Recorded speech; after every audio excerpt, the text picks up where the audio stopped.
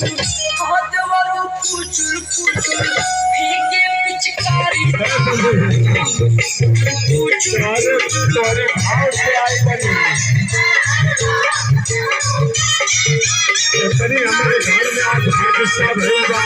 लेकिन आपके पास काबुल की आज प्यार से पुचुर पुचुर नाले सम्मान को गाजीपुर माटी की संग रागनी अपने भाई को संग, लेकिन आज बाबू की आंखें आ जाएगी।